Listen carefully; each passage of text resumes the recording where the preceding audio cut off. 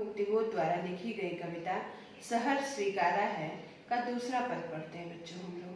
दूसरा पद पढ़ने से पहले कुछ क्लिष्ट शब्दों का अर्थ जान लेना आपके लिए बहुत आवश्यक है। जैसे सचमुच मुझे दंड दो कि भूलूं मैं तुम्हें भूल जाने की दक्षिणी ध्रुवी अंधकार अमावस्या।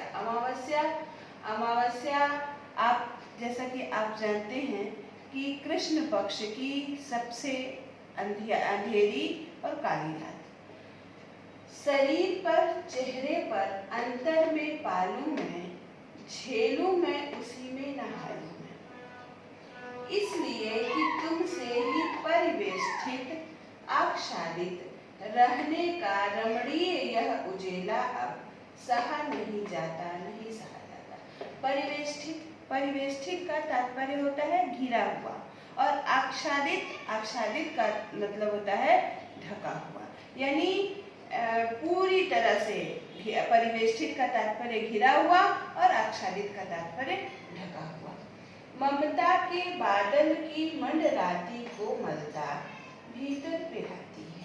ममता के बादल की, ममता के कभी उस अज्ञात श्रद्धा से जो प्रेम प्राप्त हो रहा है, उस प्रेम को वो बादल की संज्ञा देता है। कहता है ममता के बादल, जो ममता की एक छाया, एक ममता का बादल या ममता का एक आवरण उसके व्यक्तित्व को चारों ओर से घेरे हुए है, वह उसे अंदर ही अंदर कष्ट देती है। कमजोर और अक्षम अर्थात असमर्थ होना। अब हो गई है आत्मा यह छटपटाती छाती को भवितव्यता डराती है। भवितव्यता का तात्पर्य होता है बच्चों भविष्य का डर, और छटपटाती यानी बेचैनी, व्यग्रता, व्याकुलता। बहलाती सहलाती आत्मीयता बर्दाश्त। आत्मीयता का मतलब होता है एक समर्पण तो नहीं कहेंगे, एक आत्मीयता का तात्पर्य होता है एक अपनापन, एक अपनापन जो उसे उस अज्ञात सत्ता से प्राप्त हो रहा है। तो ये रहे कुछ पाठ इस पैराग्राफ में आए हुए कुछ क्लिष्ट शब्द। अब आइए हम लोग देखते हैं इस पाठ की व्याख्या। कहते सचमुच मुझे दंड दो कि भूलूं मैं।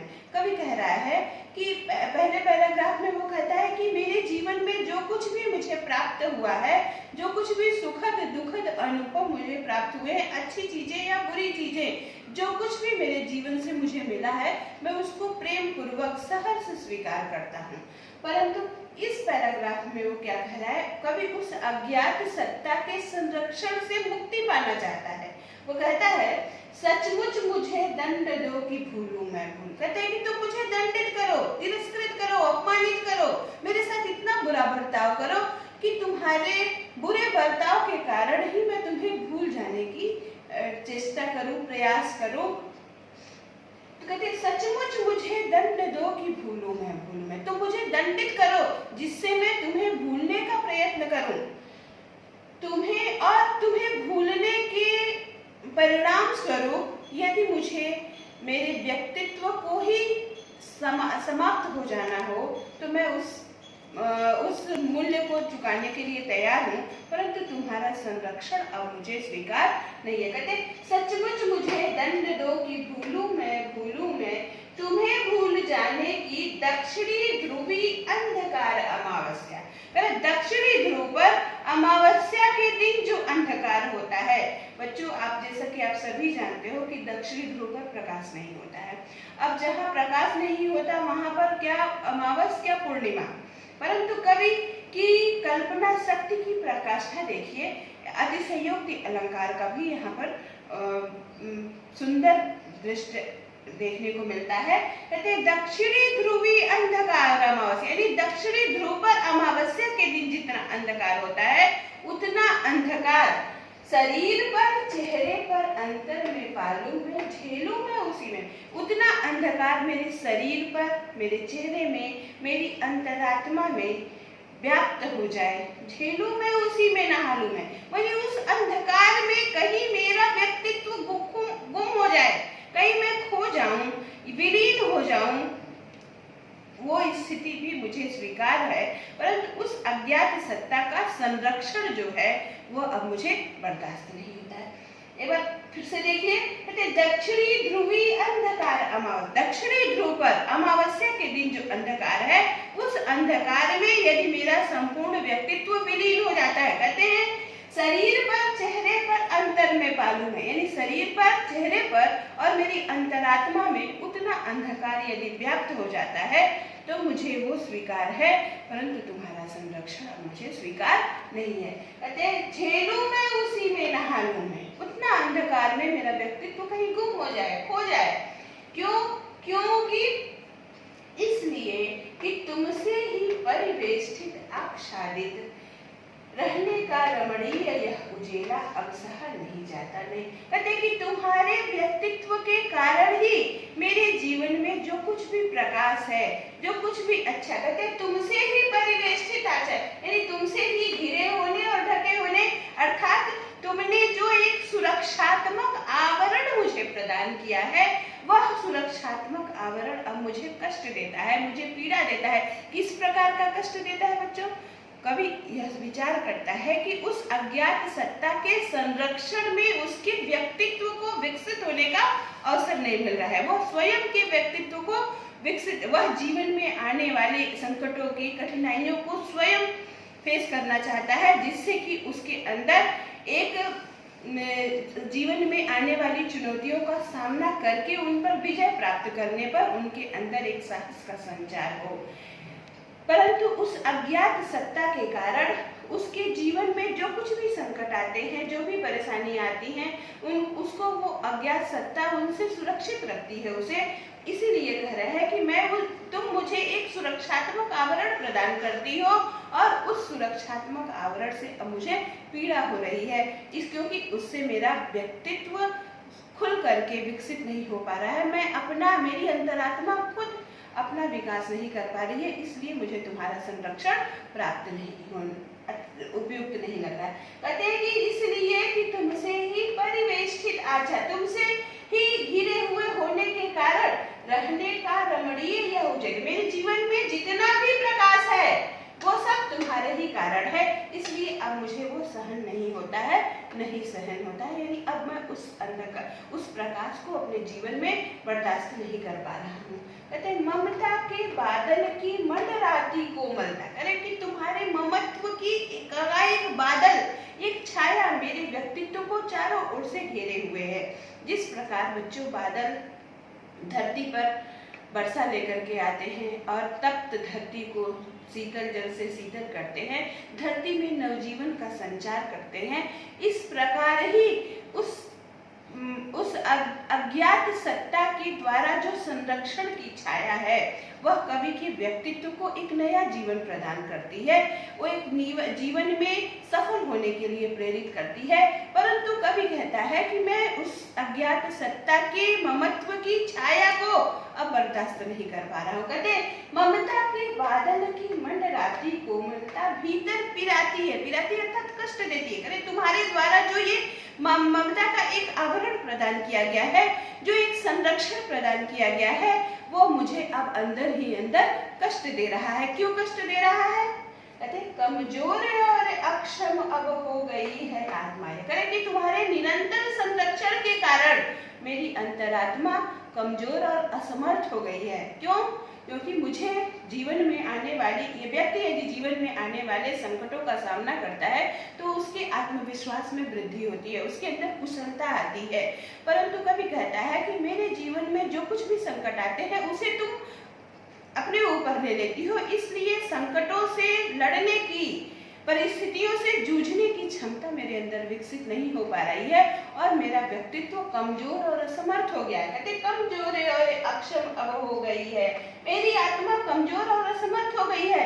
मैं अपने जीवन में आने वाले संकटों का, कठिनाइयों का, विपत्तियों का सामना नहीं कर पा रहा हूँ। छटपटाती छाती को भवितव्यता डराती है। कहते मेरी अंतरात्मा बेचैन है, व्याकुल है। क्यों व्याकुल है? भवितव्यता डराती है। भवितव्यता अर्थात भविष्य का डर। कवि कह रहा है कि उसके मन में कहीं न कहीं एक प्रश्न है कि जब उस अज्ञात सत्ता का संरक्षण उसे नहीं प्राप्त होगा तो उस समय उसका क्या होगा। कहते हैं मुझे आने वाले समय में डर लगता है, भविष्य का डर मुझे सताता है कि जब तुम्हारा तुम नहीं होगी मेरे साथ, जब तुम्हारा संरक्षण मुझे प्राप्त नहीं होगा तो मेरा क्या होगा। इसलिए ही वह स्वयं के व्यक्तित्व का विकास करना चाहता है, वह उस अज्ञात सत्ता के संरक्षण से मुक्ति पाना चाहता है। बहलाती सहलाती आत्मीयता बर्दाश्त नहीं होती। अरे तुम्हारे द्वारा प्रदान की गई जो आत्मीयता है, प्रेम है, ममत्व है, संकटों में मुझे आश्रय देने की जो क्षमता है, कहते बहलाती सहलाती आत्मीयता, यानी तुम जो मुझे विपरीत परिस्थितियों में जो संरक्षण देती हो वह मुझे अब बर्दाश्त नहीं होता। इसलिए तुम मुझे मेरे साथ बुरा बर्ताव करो जिससे कि मैं तुम्हें भूलने का प्रयास करूं, और इस प्रकार यदि मैं तुम्हें भूल जाता हूं तो मेरे स्वयं का व्यक्तित्व विकसित होगा और मुझे जीवन में आने वाले संकटों का सामना करने की शक्ति विकसित होगी और इस प्रकार मेरा संपूर्ण व्यक्तित्व विकसित होगा। अतः कवि अपने व्यक्तित्व के विकास के लिए उस अज्ञात सत्ता के संरक्षण से मुक्ति पाना चाहता है। गजानन माधव मुक्तिबोध द्वारा लिखी गई कविता सहर्ष स्वीकारा है कि अंतिम पैराग्राफ इस प्रकार है। सचमुच मुझे दंड दो कि हो जाऊं मैं पाताली अंधेरे की गुहाओं में, विवरों में, धुएं के बादलों में, बिल्कुल मैं लापता कि वहाँ भी तो तुम्हारा ही सहारा है। इसलिए कि जो कुछ भी मेरा है या मेरा जो होता सा लगता है, होता सा संभव है, सभी वह तुम्हारे ही कारण का घेरा है, कार्यों का वैभव है। अब तो जिंदगी में जो कुछ था, जो कुछ है, सहर्ष स्वीकारा है। इसलिए कि जो कुछ भी मेरा है वह तुम्हें प्यारा है। बच्चों, कविता के इस अंश में कवि कह रहा है कि यदि कवि उस अज्ञात सत्ता से मुक्ति पाना चाहता है और मुक्ति पाने के क्रम में वो अपने जीवन की कोई भी कीमत देने के लिए तैयार है। वह कहता है कि उस अज्ञात सत्ता के संरक्षण से मुक्ति पाने के लिए यदि मेरा समग्र व्यक्तित्व ही समाप्त हो जाता है तो मुझे उसकी परवाह नहीं है, परंतु उस अज्ञात सत्ता का संरक्षण अब मुझे नहीं चाहिए। कहते हैं सचमुच मुझे दंड दो कि हो जाऊं मैं पाताली अंधेरे में, पाताल में, अंधकार की गुहाओं में, विवरों में। यानी कवि की इस पंक्ति में कवि की जो कल्पना शक्ति है वो विलक्षण है और कहेंगे कि वर्णन में अतिशयोक्ति अलंकार की पराकाष्ठा दिखाई देती है।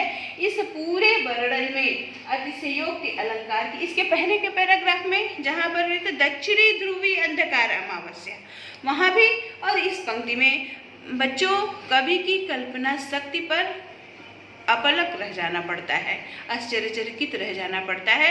इतना सुंदर और विलक्षण वर्णन है।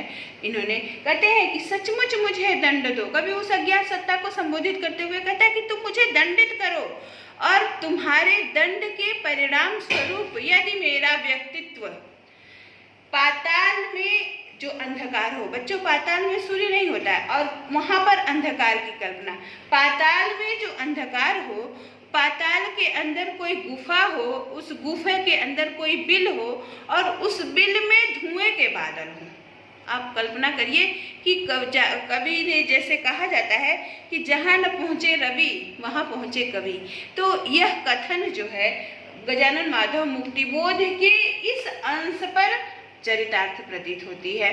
कहते हैं कि पाताल के अंदर कोई गुफा हो, उस गुफा के अंदर कोई बिल हो और उस बिल में धुएं के बादल हो।